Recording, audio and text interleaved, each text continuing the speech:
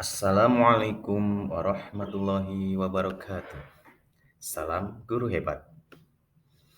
Perkenalkan, saya Tuyana SPDSD, guru SD Negeri 2 Semangkung, Kecamatan Bejawaran, Kabupaten Banjarnegara. Saya akan menyampaikan aksi nyata dengan topik Merdeka Belajar, yaitu menyebarkan pemahaman merdeka belajar.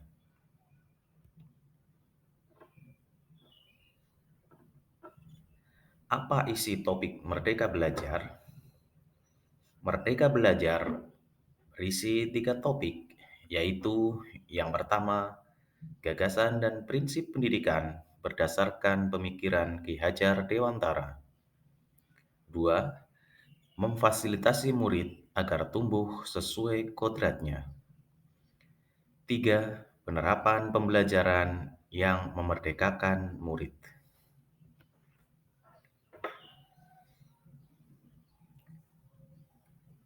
Apa saja modul pelatihan dalam topik Merdeka Belajar? Merdeka Belajar terdiri dari 5 modul. Yang pertama, mengenali dan memahami diri sebagai pendidik. 2. Mendidik dan mengajar.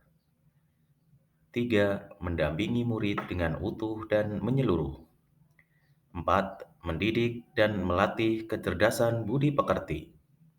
Dan kelima, pendidikan yang mengantarkan keselamatan dan kebahagiaan.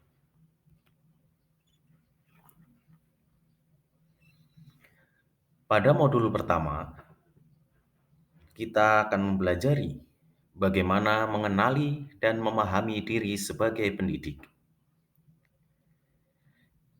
Kita dapat mengenali dan memahami diri sebagai pendidik dengan cara yang pertama, memahami dan menghayati diri sebagai manusia yang merdeka untuk terus belajar.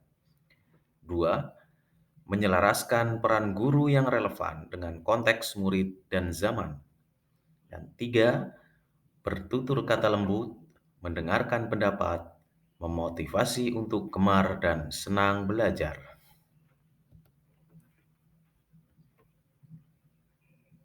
Untuk mencapai hal tersebut, apa saja yang harus dihindari?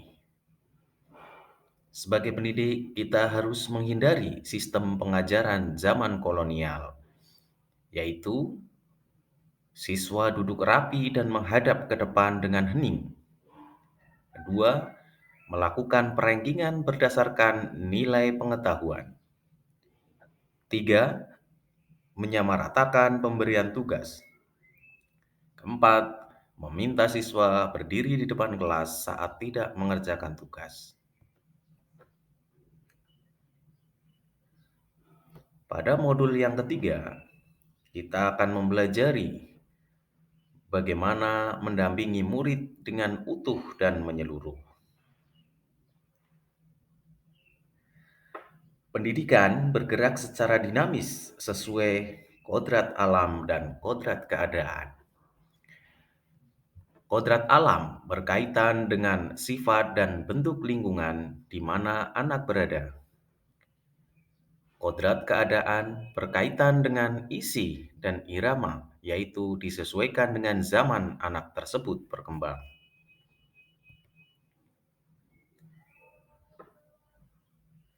Selanjutnya, kita mempelajari modul mendampingi murid secara utuh dan menyeluruh. Pembelajaran dirancang dengan prinsip trikon yang dikemukakan oleh Ki Hajar Dewantara, yaitu pertama, kontinu, yaitu pengembangan yang secara berkesinambungan yang dilakukan secara terus-menerus dengan perencanaan yang baik. Kedua, konvergen, yaitu pengembangan yang dilakukan dapat mengambil dari berbagai sumber pendidikan. Dan yang ketiga adalah konsentris, yaitu pengembangan pendidikan yang dilakukan harus tetap berdasarkan kepribadian kita sendiri. Selanjutnya, kita mempelajari modul yang keempat, yaitu mendidik dan melatih kecerdasan budi pekerti. Budi pekerti atau watak merupakan bulatnya jiwa gerak, pikiran, perasaan, dan kehendak atau kemauan, sehingga menimbulkan tenaga. Budi pekerti merupakan perpaduan cipta, rasa, dan karsa. Guru bukan hanya mengajarkan kecakapan kognitif, namun juga menuntun murid menumbuhkan budi pekerti dalam kehidupannya. Pendidik berperan membantu murid menemukan kecerdasan budi pekerti dengan tuntunan dan teladan. Guru bertugas untuk melatih keberanian berpendapat atau olah akal, mengasah perasaan dan perilaku, memunculkan kehendak atau olah karsa, dan pendidikan dapat memengaruhi bagian intelektual dan bagian biologis muridnya.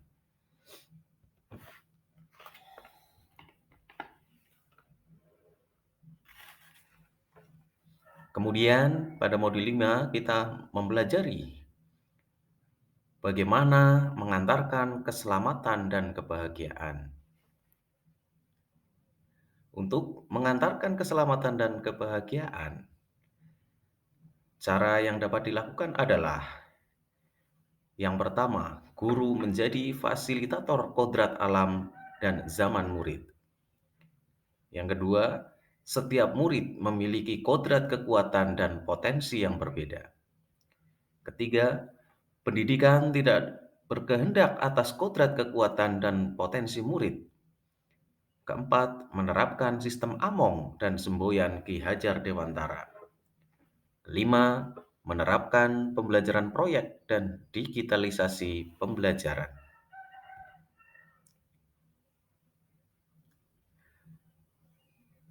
Untuk mencapai hal tersebut, kita harus memahami tri sentra pendidikan, yaitu yang pertama adalah keluarga.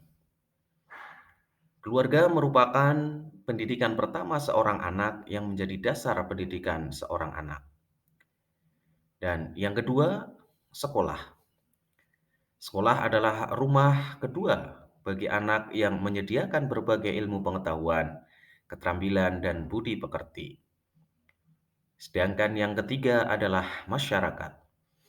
Masyarakat atau pergerakan pemuda sangat berpengaruh terhadap pendidikan anak, yaitu tentang bagaimana anak itu bergaul.